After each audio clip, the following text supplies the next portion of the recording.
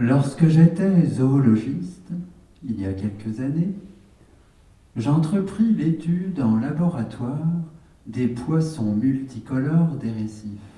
La première question qui me vint à l'esprit était: mais pourquoi donc ces poissons ont-ils des couleurs aussi criardes? J'ai donc acheté les poissons les plus bariolés que j'ai pu trouver, et pour faire la comparaison, quelques-uns moins colorés, voire des espèces vraiment ternes. Et voilà que je fis une découverte inattendue. S'il s'agit de poissons flamboyants, aux couleurs d'affiche, il est tout à fait impossible de garder dans un petit aquarium plus d'un individu de la même espèce. Dès que j'en mettais plusieurs dans mon récipient, ils se livraient des combats sauvages, de sorte qu'après peu de temps, seul le poisson le plus fort survivait. Un rapport étroit s'impose immédiatement entre la coloration et l'agressivité. Relativement aux magnifiques couleurs des poissons de corail, nous sommes à peu près sûrs de ce qui est leur fonction essentielle.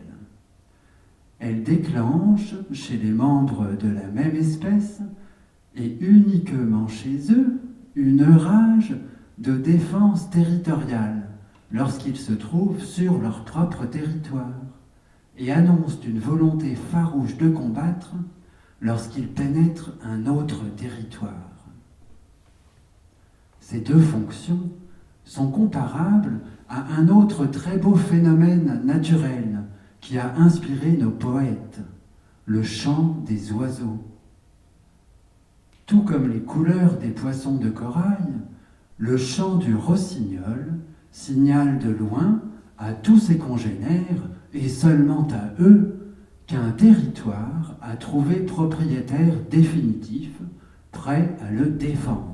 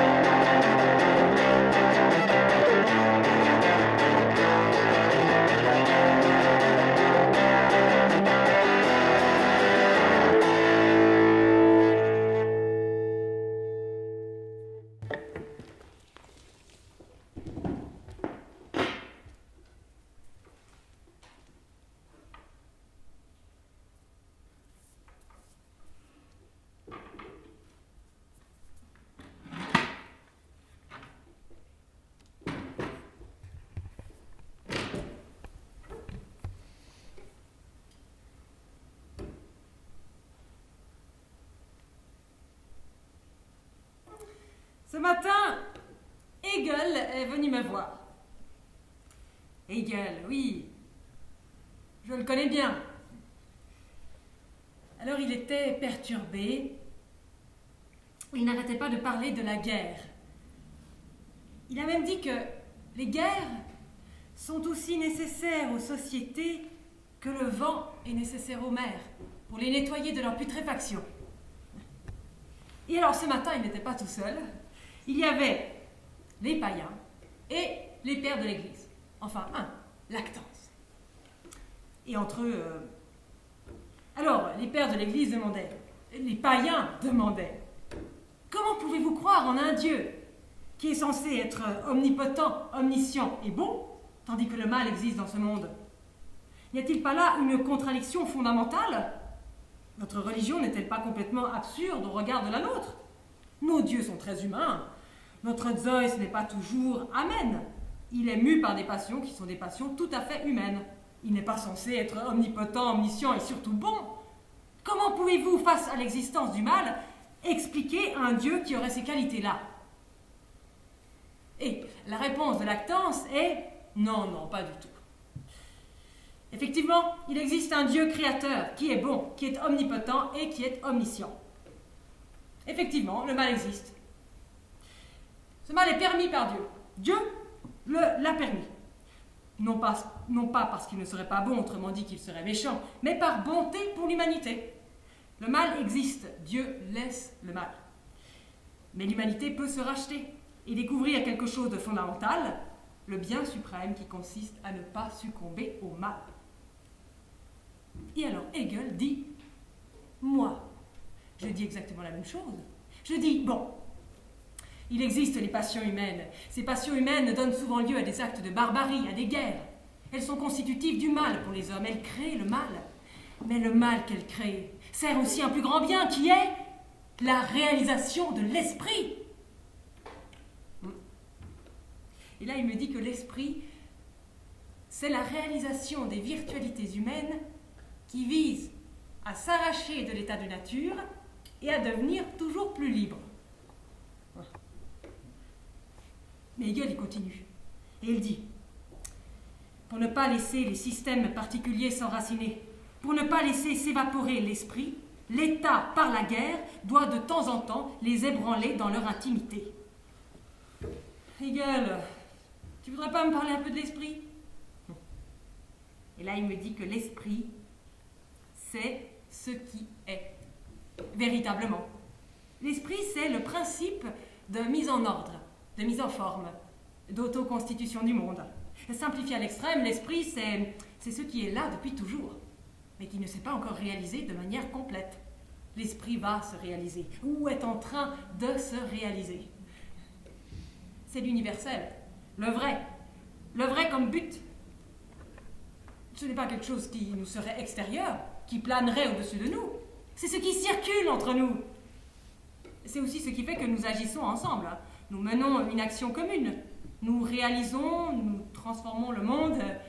Nous faisons des barrages, des maisons, des voitures, des États, des institutions, des lois. C'est tout ce qui nous relie ou ce par quoi nous nous relions les uns les autres. Et c'est cela qu'il ne faudrait pas laisser se désagréger dans la satisfaction que l'individu prendrait. Qui dit comme ça, Hegel?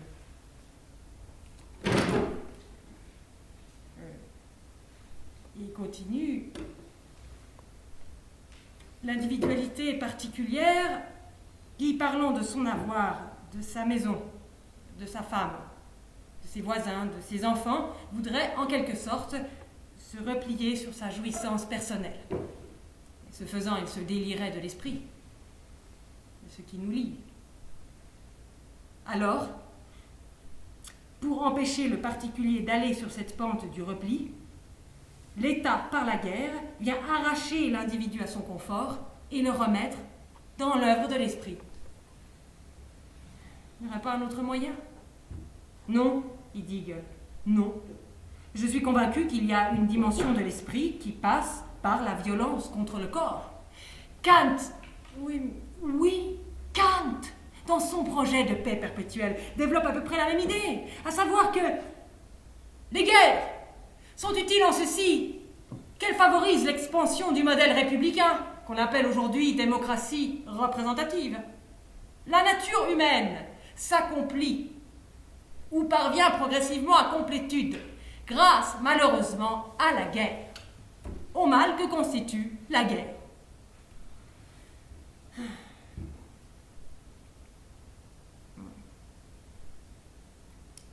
Concrètement, la nature humaine se réalise d'autant mieux qu'elle institue des systèmes politiques qui garantissent une plus grande liberté.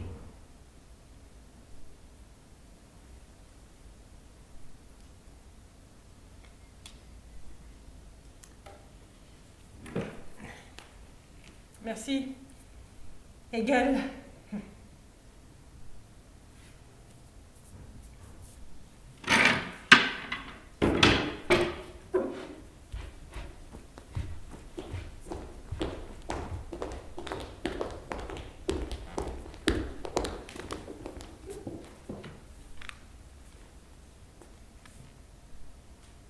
Au-delà des raisons politiques, existe-t-il des explications plus profondes, plus enfouies, plus obscures à la guerre, penchant du côté de la part maudite?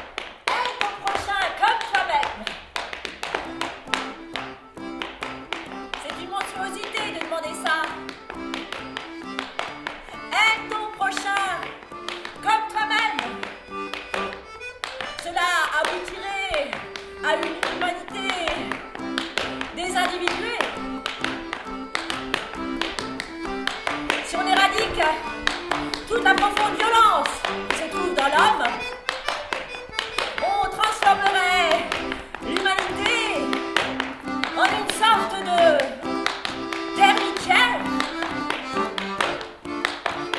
Ce qui existerait serait une existence collective, mais la force des individus et leur singularité aurait disparu.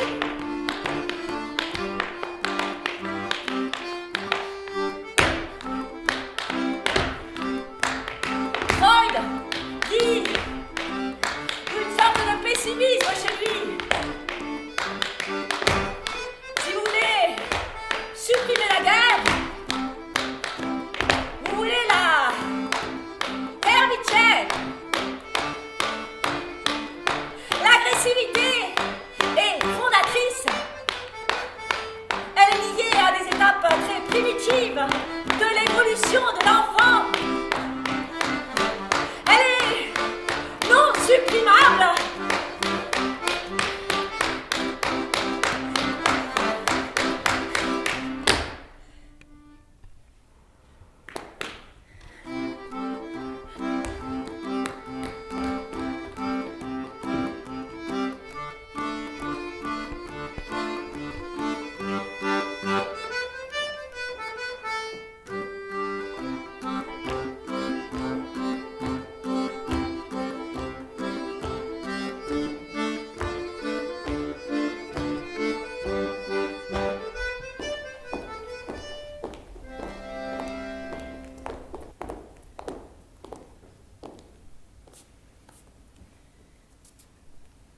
Dans un de ses livres, Hannah Arendt évoque la manière dont la théorie de l'évolution de Darwin a été utilisée par les nazis pour justifier des espèces supérieures, des espèces inférieures, enfin des sous-races. On cherche une race pure, on veut éliminer les malades, les handicapés. En dehors même de l'influence d'une religion quelconque, on recherche la race aryenne, blond, aux yeux bleus, et puis on veut éliminer tous les autres. Comment Darwin a-t-il pu être utilisé de cette façon? Quel a été le processus? Qu'est-ce qui, chez Darwin, a pu être réutilisé? Eh bien, justement, la survie du plus fort, du plus sain, du plus adapté. La compétition. Mais Darwin a-t-il énoncé ses idées? Regardez son titre. L'origine des espèces au moyen de la sélection naturelle et de la survie du plus fort. Il y a effectivement, chez Darwin, un élément de compétition, qui n'est pas forcément une compétition personnelle, directe. À la base, il y a l'idée que les êtres vivants, tous les êtres vivants, se reproduisent davantage qu'il n'y a de place pour la génération suivante. Ensuite, les ressources ne sont pas infinies. En gros, c'est un peu douloureux, mais il n'est plus de bébés chez les humains que ceux qui pourront survivre. Et puis, il y a l'idée de compétition. À la limite, on peut dire « Ah oui, laissons faire la compétition, les plus adaptés se débrouilleront, tant pis pour les autres ». C'est assez facile de faire un pareil glissement et d'appliquer la logique sélection naturelle relative à la reproduction à un niveau social. Darwin, c'est un peu délicat. Il y a des risques. Mais si on prend juste la compétition et la sélection naturelle, et puis qu'on se dit « Ah oui, pourquoi pas entre nations ?» et puis qu'on l'applique finalement à n'importe quoi, entre groupes sociaux. En Occident, nous avons souvent cru que nous étions supérieurs. La première chose, c'est de déshumaniser l'ennemi. Nos adversaires ne sont pas de vrais humains et on va essayer de les détruire. Darwin, c'est un peu délicat, n'est-ce pas? Mais je ne suis pas pour prendre la mesure de faire l'autruche en disant « Non, il n'y a pas de différence biologique. » Non, les gens ne sont pas agressifs, c'est la société qui les a rendus agressifs. De toute façon, nous sommes un peu du ressort de la biologie, non? Je ne vois pas pourquoi les êtres humains seraient tellement différents des autres primates. Nous sommes des primates, non? Nous avons la culture, nous faisons nos petits, nous les élevons, nous nous associons avec des amis, nous luttons un peu pour d'autres. Nous sommes des primates. Que serions-nous d'autres? Nous sommes dans la famille, dans la branche. Nous avons des caractéristiques particulières extraordinaires. Dans le cerveau, les capacités culturelles. Mais si nous sommes des animaux, nous devrons bien nous mettre quelque part dans l'arbre. Et si nous nous mettons quelque part dans l'arbre, nous sommes dans les primates. Nous sommes des cousins des chimpanzés. Nous avons énormément raffiné nos moyens de torturer l'autre, de le tuer. C'est parce que nous avons des capacités qui peuvent être utilisées très positivement. Par exemple, celle de savoir ce que l'autre va penser. De pouvoir se projeter dans l'esprit de l'autre. Je peux penser ce que vous devez être en train de penser. Mais je peux aussi penser très en détail comment vous faire mal. C'est la même chose qui est peut-être positive, empathique, qui peut être employée dans l'autre extrême, torturer. La même capacité qui est retournée dans un but opposé.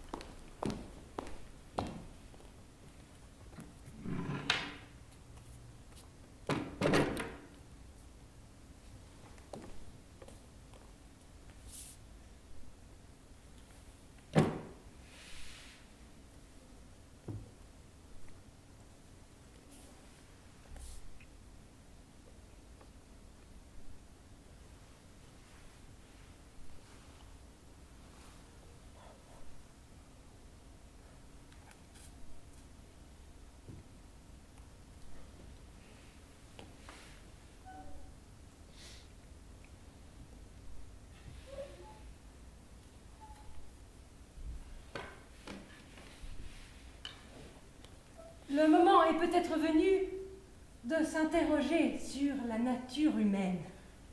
La nature humaine n'existe pas. L'homme n'est pas. La nature humaine n'existe pas. C'est quelque chose qui va se construire constamment. Il n'existe pas une essence de l'homme qui serait par nature animale ou mauvaise. Le monde est chaotique, fait de mort, de destruction massive, de violence perpétuelle. Le monde est tel que je le crée autour de moi. Nous sommes à la mesure du monde que nous créons. La nature humaine n'est qu'existence. Elle se manifeste dans les conditions qu'elle crée elle-même. Je crée cette nature humaine. Ce n'est pas un donné inné, une essence. C'est quelque chose que je constitue, que je construis au fur et à mesure. L'homme n'a pas d'essence. Tout de même, qu'est-ce que l'homme? On a considéré que l'animalité désignait les caractères communs à tous les animaux, l'homme excepté. Pourquoi avoir éliminé l'homme? Parce qu'il est un animal particulier? Parce qu'il est un animal qui a quelque chose de plus que l'animal? Un animal humain? Topinard! Reprenons certaines thèses d'Aristote, crédite l'humain de 4 traits majeurs. Le volume cérébral, la bipédie, le langage et la réflexion. Parallèlement, Daubenton se lance dans les premières recherches minutieuses sur le squelette de l'homme. Johann Herder insiste sur la station droite. Et Kant étudie l'importance de la main. L'âge des découvertes est aussi celui de la rencontre de l'incompréhensible. Les Européens découvrent des cannibales dès la fin du XVe siècle, aux Caraïbes, chez les Aztèques, les Topinambas. L'homme mange l'homme. Ce cannibalisme réaffirme une inquiétante proximité avec une animalité dont on croyait pourtant l'homme sorti. La frontière entre l'homme et l'animal avait été considérée comme allant de soi. L'impact du darwinisme est immense. Darwin postule dès le XIXe siècle que l'homme est une espèce d'animal, et même une espèce animale. L'homme n'est plus une créature toute faite dans un monde qui n'attendait que lui. Elle évolue progressivement et difficilement. L'homme se construit peu à peu, sans qu'aucun ingénieur en ait établi les plans de fonctionnement et en supervise l'activité. La proximité entre l'homme et l'animal n'est pas purement intellectuelle. Créatures corporelles, l'une et l'autre se partagent une qualité essentielle, la souffrance. Mais comment l'humain est-il sorti de l'animalité? Darwin a choqué en affirmant que les chimpanzés avaient des ancêtres communs. L'homme n'est pas apparu tel quel. Il résulte d'un long processus évolutif autour duquel il est devenu ce qu'il est. L'Égyptopithèque, Est âgé de 35 millions d'années. l'Australopithèque, 4,4 millions d'années avant notre ère. Lucie, Australopithecus afarensis, 2,8 à 3,7 millions d'années. l'Homo habilis, homme habile, 2,5 à 1,6 millions d'années. l'Homo erectus, homme dressé, 1,5 à 1,6 millions d'années. l'homme de Néandertal est apparu il y a 70 000 ans. L'homme de Cro-Magnon, Homo sapiens, l'homme sage, apparu il y a moins de 35 000 ans. Puis, l'Homo sapiens, sapiens, celui qui sait qu'il sait. La place de l'homme, Sous-espèce Homo sapiens sapiens. espèce Homo sapiens, Genre, Homo. Tribu des hominini. sous-famille des hominines, Famille des hominidés. Superfamille des hominoïdes. infraordre des catharines, Sous-ordre des haplorines. Ordre des primates. Infraclasse des euplacentaires. eutérie, Sous-classe des placentaires. térie, Classe des mammifères. Superclasse des amniotiques. sous-phylum des tétrapodes, Phylum des vertébrés. Embranchement des cordées. Super embranchement des deutérostomes. sous-règne de métazoaires, Pluricellulaire. règne des animaux.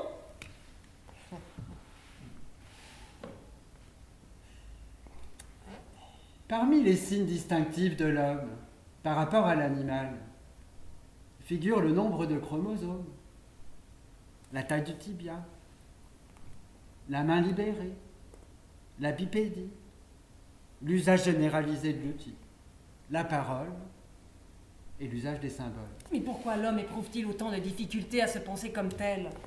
Pourquoi est-il finalement incapable d'appréhender ses filiations avec l'animalité?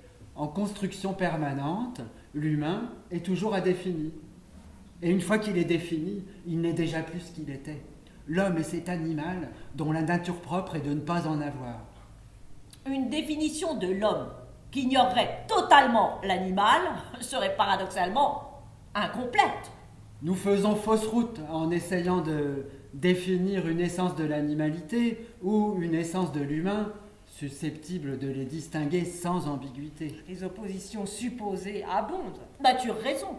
Instinct, intelligence. Instinct, institution. Nature, histoire. Nature, culture. Nécessité, liberté. Cri, parole. Signal, signe. Tout reste peu convaincante.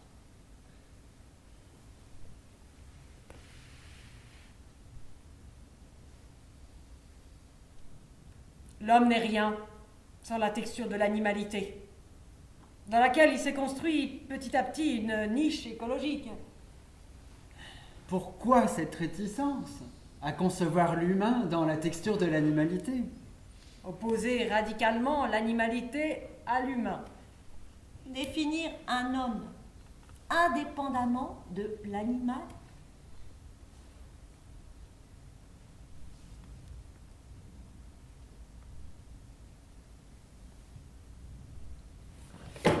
Venez.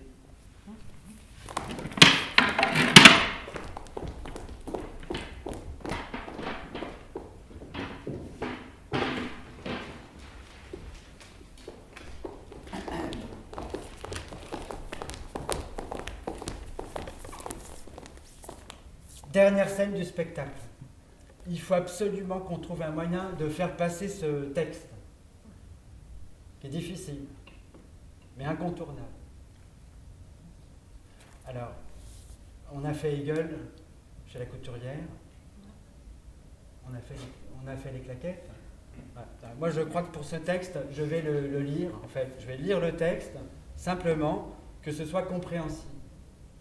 Puis pendant ce temps-là, j'ai pensé que vous pourriez faire quelque chose d'abstrait, qui ne soit pas figuratif. Je vais vous montrer, venez voir.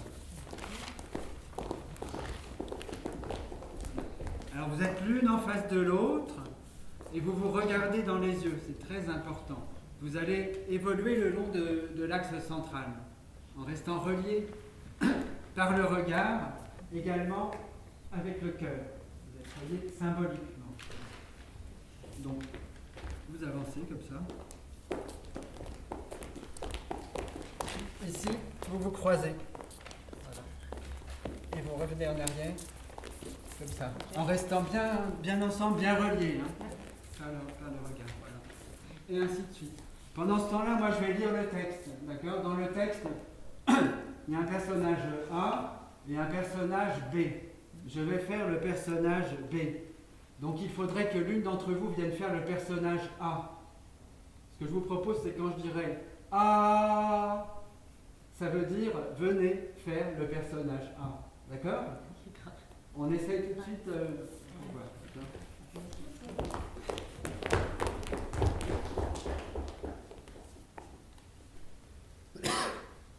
La peur et la violence ne proviennent pas, comme on l'entend souvent dire, d'un fond bestial.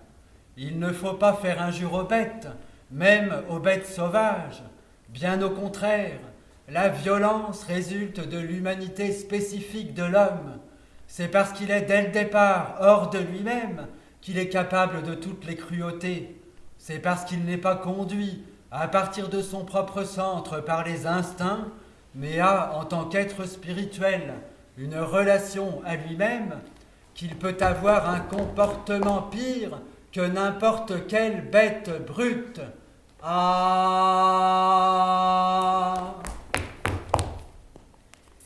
L'entendement à peine embrassé du regard les innombrables horreurs, sans parler de comprendre où naissent les racines de la cruauté, et ce qui se passe lors de son déchaînement. Une des sources de la violence est la faculté de représenter. C'est l'imagination. L'imagination est sans borne. Elle invente de nouvelles horreurs, de nouvelles tortures. C'est l'imagination qui fait en sorte que l'histoire de la violence se poursuive dans l'avenir. Si on voulait éliminer la violence, il faudrait d'abord priver les hommes de leur don d'invention. Au-delà de son fond animal, l'homme dispose d'une constitution ouverte. S'il était poussé uniquement par des forces animales, on saurait au moins à quoi s'attendre. Mais parce qu'il est ouvert à l'avenir, tout reste possible. C'est parce qu'il n'est pas entièrement déterminé qu'il est capable de tous les méfaits. Ah! Comment se produit la transgression de la frontière? Et quel monde s'ouvre de l'autre côté? Le rêve du triomphe de la raison s'est évanoui. Déjà vers 1900, la croyance selon laquelle le commerce global, la démocratie, la raison et l'autonomie nationale assureraient pour toujours la paix en Europe était largement répandue. Les classes moyennes cultivées étaient tout à fait en voie de fraterniser pour former une communauté internationale. 14 ans plus tard, elles partaient toutes pour une guerre mondiale. Il serait contraire à toute expérience historique de croire que le pire ne peut pas recommencer. Ah! L'idée de civilisation fait aujourd'hui encore partie du noyau central de notre conception du monde. Manifestement, la civilisation n'est pas un rempart inviolable contre la mutation de l'individu cultivé en criminel de masse. La civilisation intensifie tout autant le pouvoir créateur que le pouvoir destructeur. Ah! Les peuples nus et sauvages n'ont pas la sauvagerie que leur prête la théorie de la civilisation.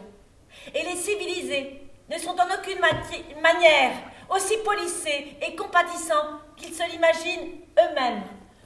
L'intelligence de la modernité, sa discipline et sa rationalité n'ont pas modifié la constitution de l'homme. Elles ont au contraire augmenté dans des proportions incommensurables sa richesse inventive dans le domaine de la destruction. Ah!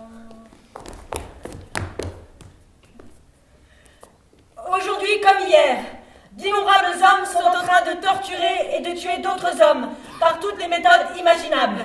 Ni la chasse à l'homme, ni le massacre, pas plus que la guerre et le génocide n'ont disparu de l'ordre du jour. C'est comme si tous les efforts fournis avaient passé sans laisser de traces à côté de la constitution morale de l'espèce. La grande histoire de l'amélioration de l'Homo sapiens, de l'ennoblissement de sa civilité, n'était qu'une fiction, un mythe. La foi en le progrès est morte. C'est pourquoi il est indispensable de se débarrasser une fois pour toutes de tous les vœux pieux par lesquels on se fait illusion. Ah!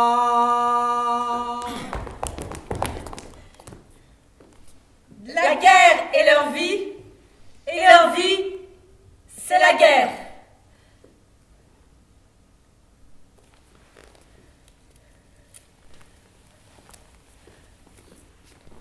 Einstein achève sa correspondance avec Freud en disant « Je pense que les hommes ont en eux un besoin de haine, de destruction. Les organismes vivants sont régis par des mécanismes d'homéostasie. Il y a un maintien de l'intégrité du corps, un maintien d'un équilibre de toutes sortes de variables, de glucose, de la pression sanguine, enfin tout un système qui se régule dans certaines marges, certaines fourchettes, et cela permet l'intégrité de l'organisme. Mais ce qui marche au niveau du corps semble dysfonctionner au niveau du psychisme. Si cette homéostasie fonctionnait, le monde serait idéal. Nous serions dans une parfaite harmonie, il n'y aurait pas d'excès. Dans le psychisme, on voit que ce n'est pas le cas. Il y a en permanence des excès, ce que Freud appelait l'au-delà du principe de plaisir. L'homme va en quelque sorte en permanence au-delà. Il peut y aller de manière extrême de ce principe qui devrait régir les comportements. On peut donc dire que la guerre est finalement un dysfonctionnement de cette homéostasie, une des manifestations de l'au-delà du principe de plaisir. Les instincts de destructivité sont intrinsèques à l'humain. Nous n'avons pas d'instinct, mais des pulsions. L'instinct est quelque chose de biologiquement déterminé. L'animal est programmé pour. Il naît avec un mode d'emploi. Nous n'avons pas de mode d'emploi. Nous devons le bricoler. En le bricolant, nous créons quelque chose d'imparfait, même de très imparfait. Si nos instincts, nos comportements étaient génétiquement déterminés, nous ne serions pas libres. Cette imperfection, cette incomplétude correspond à quelque chose de fantastique, mais ouvre en même temps à des tas de ratés, d'erreurs. La pulsion est une sorte d'exigence du vivant. Nous devons décharger nos pulsions. Il s'agit d'un processus évolutif extrêmement important. Nous n'avons pas de boussole à la naissance. Chacun doit se la construire. En la construisant, nous créons un engin qui n'est pas parfait. La créativité peut conduire à réaliser quelque chose de génial, mais aussi de destructeur. Cela ouvre un potentiel énorme que d'être peu déterminé génétiquement et peu soumis à nos instincts. La guerre est un des aboutissements possibles de la nature humaine. C'est un des risques du fait que l'homme est né sans instinct et sans mode d'emploi.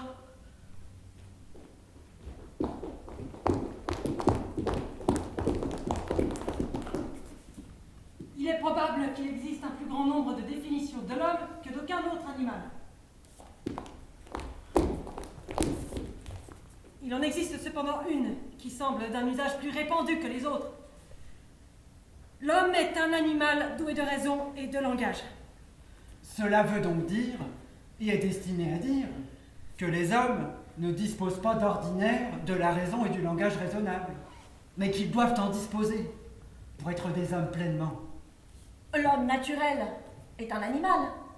L'homme tel qu'il veut être, tel qu'il veut que l'autre soit pour que lui-même le reconnaisse pour son égal, doit être raisonnable. La définition humaine n'est pas donnée pour qu'on puisse reconnaître l'homme, mais afin qu'on puisse le réaliser. Nous pouvons donc décrire l'homme comme l'être qui est ce qu'il n'est pas, et qui n'est pas ce qu'il est. Il est nature donnée et descriptive, tout en étant à la recherche de son être véritable. Nous savons seulement que quelque chose doit être fait, que nous devons aller quelque part, mais nous ignorons comment et où.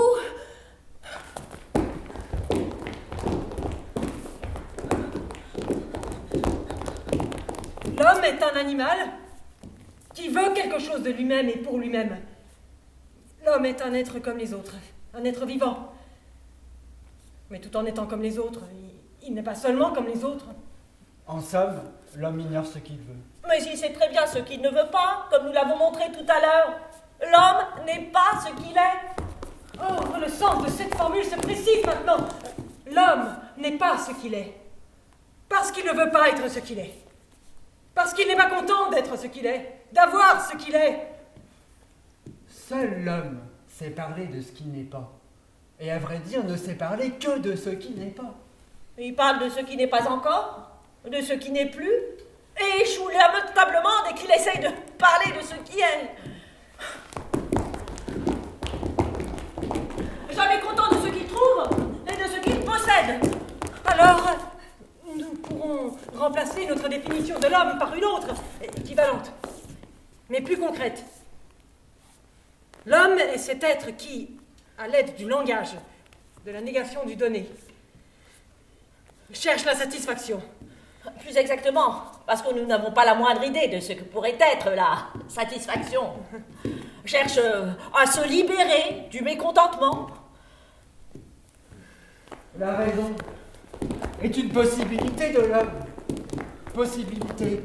Cela désigne ce que l'homme peut. Et l'homme peut certainement être raisonnable. Du moins, vouloir être raisonnable. Oui, mais ce n'est qu'une possibilité. Et ce n'est pas une nécessité. C'est la possibilité d'un être qui possède au moins une autre possibilité. Nous savons que cette autre possibilité est la violence.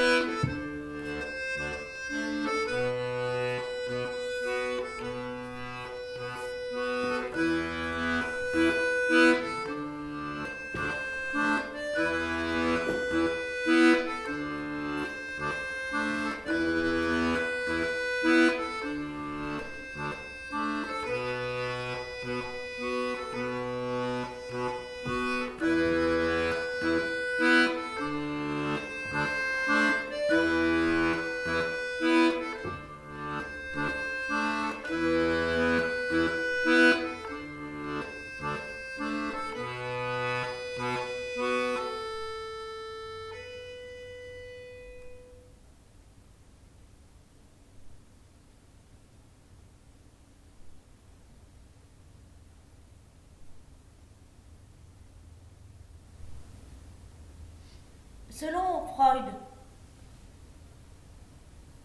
tous ceux qui travaillent au développement de la culture travaillent contre la guerre. Bien au contraire. Puisque la culture a produit le génocide. Elle a produit les camps. Le propre des génocides, c'est l'expression de notre modernité. Ce n'est pas parce qu'on est plus puissant qu'on a les moyens de destruction. Il ne s'agit pas d'un acte aberrant, en dehors de l'histoire et de la culture. C'est même la modernité qui est capable de ce type de génocide, plus que d'autres sociétés historiques. Ce sont les mécanismes sociaux, idéologiques et symboliques de la société moderne qui sont à l'origine de cette volonté d'annihilation. Qui a pensé, planifié, mis en application cette volonté, sinon l'élite allemande? La science même. Des mathématiciens furent nazifiés. C'est-à-dire qu'il y avait des psychiatres, des anthropologues, des médecins, des biologistes qui se proposaient au régime nazi pour débusquer partout, même dans les mathématiques, là où se trouve le juif, et montrer la supériorité aryenne. Au cœur même de la production scientifique, l'idéologie nazie était présente et la science avait été mise au service. Ce qui me fascine, c'est que les guerres produisent de la culture. Aussi concernant que soit ce constat, on est presque contraint de le faire. Les guerres produisent de la culture. Il y a énormément d'écrits grecs qui sont finalement nés par la guerre et pour la guerre. Si vous enlevez l'élément guerre, tout ce qui toucherait de près ou de loin à la guerre dans la production antique, grecque ou romaine, il ne reste pas grand-chose. Les hommes commettent des actes de cruauté de perfidie, de trahison, de barbarie, dont on aurait tenu la possibilité pour inconciliable avec leur niveau de civilisation. Le génocide est l'expression de notre modernité. Cette conjonction à la fois de technicisme, de capitalisme, de bureaucratie, joint aux idéologies du progrès,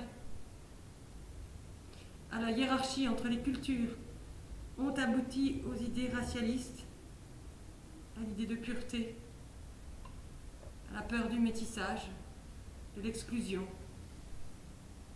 Tous ces éléments ont participé à cette mise en place. La science, la technologie, les nationalismes, c'est-à-dire ce nouveau rapport de l'individu à l'État, ce morcellement social, ont participé à mettre en place des idéologies destructrices. Ces idéologies ont trouvé leur sève dans tous ces éléments. L'humain est inhumain.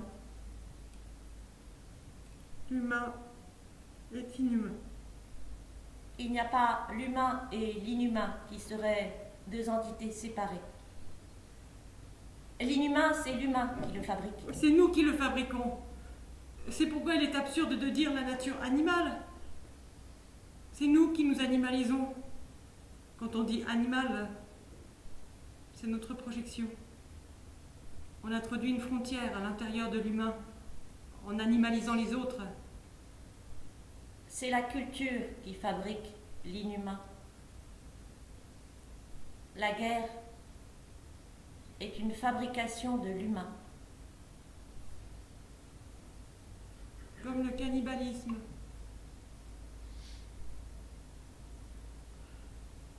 Le cannibalisme, ce n'est pas l'éradication de l'autre. La destruction simple, c'est une fabrication de l'humain, donc de soi-même. L'homme, le plus sadique et le plus destructeur, est humain. Aussi humain que le saint.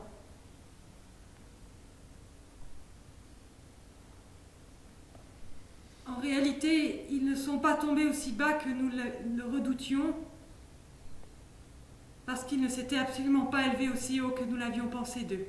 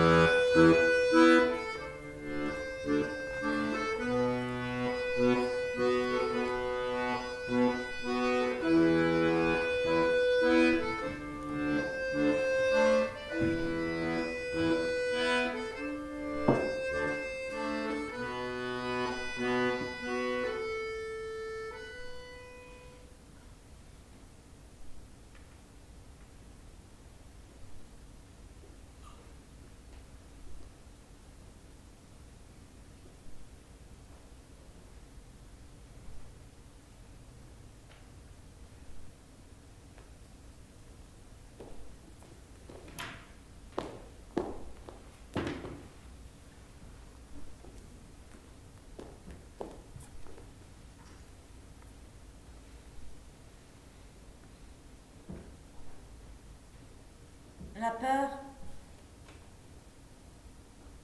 et la violence ne proviennent pas, comme on l'entend souvent dire, d'un fond bestial.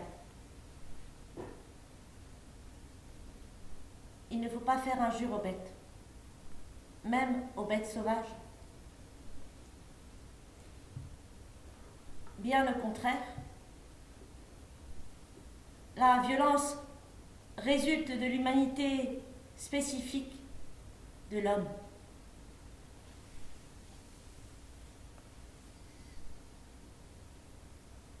C'est parce qu'il est dès le départ hors de lui-même qu'il est capable de toutes les cruautés. C'est parce qu'il n'est pas conduit à partir de son propre centre par les instincts, mais a, en tant qu'être spirituel, une relation à lui-même, qu'il peut avoir un comportement pire que n'importe quelle bête brute. L'entendement a peine à embrasser du regard les innombrables horreurs, sans parler de comprendre où naissent les racines de la cruauté et ce qui se passe lors de son déchaînement.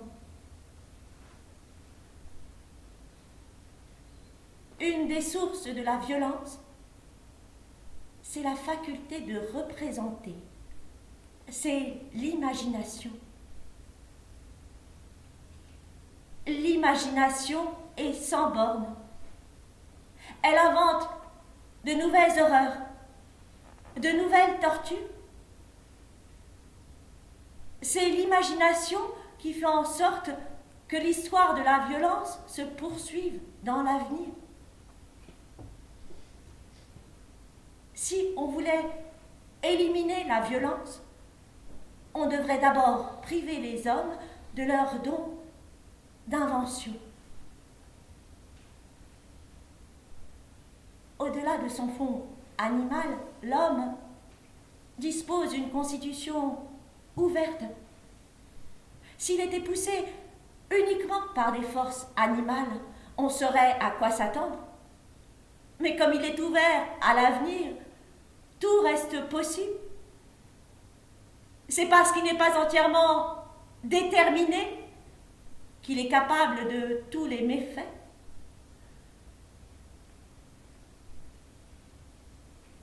Comment se produit la transgression de la frontière et quel monde s'ouvre de l'autre côté? Le rêve du triomphe de la raison s'est évanoui. Déjà vers 1900, la croyance selon laquelle le commerce global, la démocratie, la raison et l'autonomie nationale assureraient pour toujours la paix en Europe était largement répandue. Les classes moyennes cultivées étaient tout à fait en voie de fraterniser pour former une communauté internationale. 14 ans plus tard, elles partaient toutes pour une guerre mondiale. Il serait contraire à toute expérience historique de penser que le pire ne peut pas recommencer. L'idée de civilisation fait encore aujourd'hui partie du noyau central de notre conception du monde.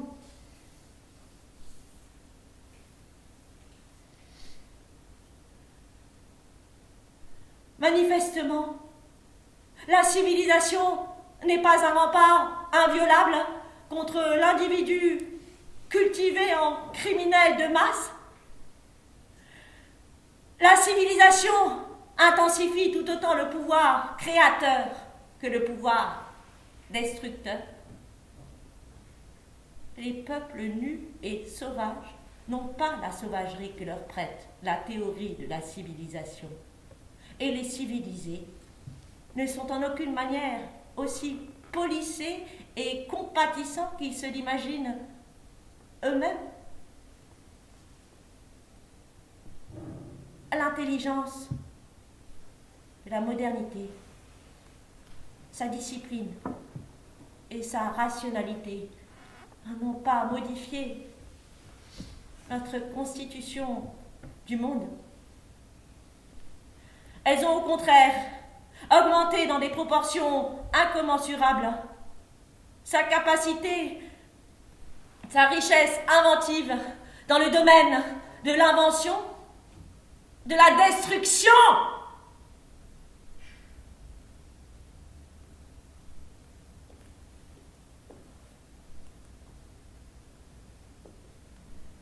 Aujourd'hui comme hier, d'innombrables hommes sont en train de torturer d'autres hommes par toutes les méthodes imaginables. Ni la chasse à l'homme, ni le massacre, pas plus que la guerre et le génocide n'ont disparu de l'ordre du jour. C'est comme si tous les efforts fournis avaient passé sans laisser de traces à côté de la constitution morale de l'espèce.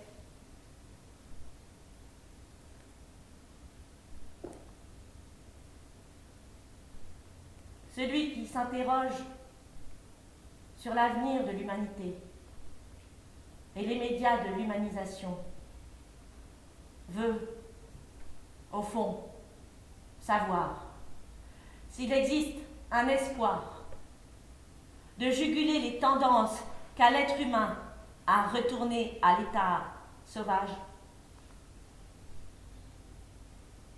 Le thème latent de l'humanisme est donc une manière de faire sortir l'être humain de l'état sauvage.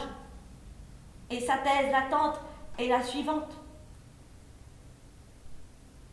La bonne lecture apprivoise.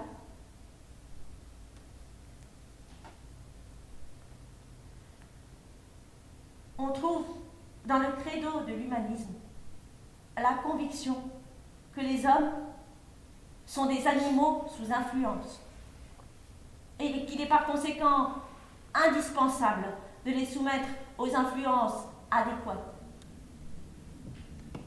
L'étiquette humanisme évoque la bataille perpétuelle pour l'être humain qui s'accomplit sous la forme d'une lutte entre les tendances qui bestialisent et celles qui apprivoisent.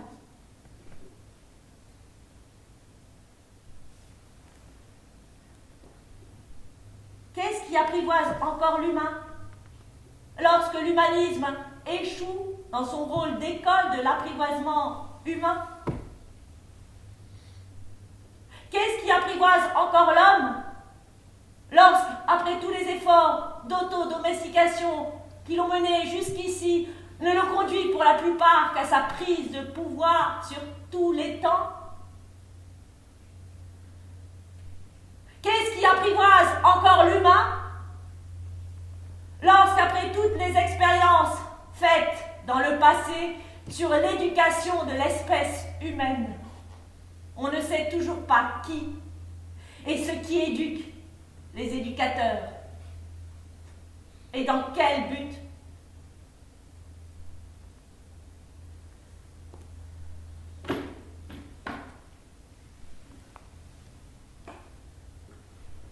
La domestication de l'être humain constitue le grand impensé face auquel l'humanisme a détourné les yeux depuis l'Antiquité jusqu'à nos jours. Le simple fait de s'en apercevoir suffit à se retrouver en eau profonde. Là où nous n'avons plus pied, nous monte par-dessus la tête l'évidence du fait qu'on n'a pas pu, à aucun moment, réussir en pratiquant l'apprivoisement et la création de liens amicaux éducatifs par le seul moyen des lettres.